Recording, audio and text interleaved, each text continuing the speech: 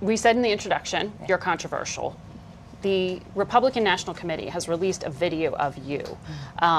And I want to read you just some of it. You're comparing migrant shelters to dungeons used about 400 years ago in Ghana that you recently visited. And you toured those caves in Ghana recently. It's getting a lot of attention. Did you mean, when you were talking there, to compare U.S. border agents to slave traders?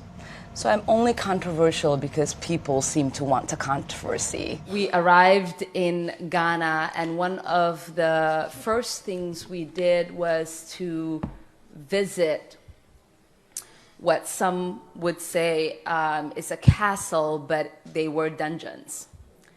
And I remember as we arrived, one of the guides led us into the female dungeon. And he started giving us a description of what used to take place as the Africans were being kept, were held there as captives.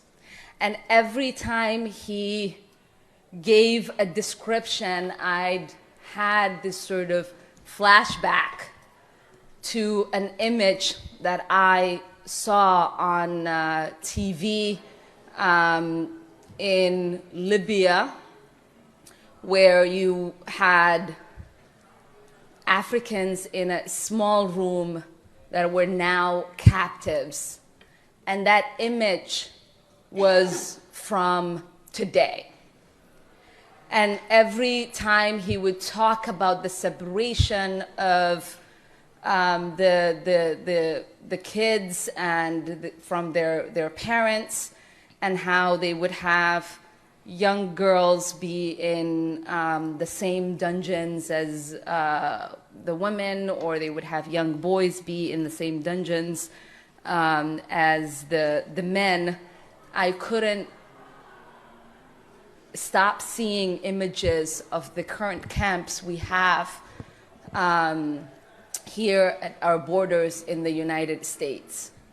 And so of a story that happened 400 years ago, I constantly had this reminder, this horrifying image of many of the things that were taking place there in that dungeon, now taking place, whether it is in the shores of North Africa or in the shores of the United States. Something that I get criticized for all the time. It's not what you think, so don't don't gasp. It is that I am anti-American because I criticize the United States, and I believe, as an immigrant, I probably love this country more than anyone that is naturally born.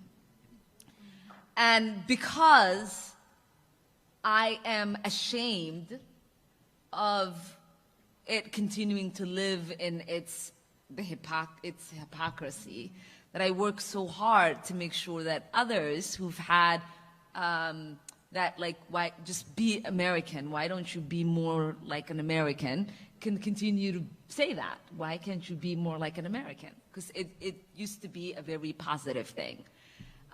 We export American exceptionalism, the great America, the land of liberty and justice. That is, you know, if you ask anybody in walking on the side of the street somewhere in the middle of the world, they will tell you America the Great.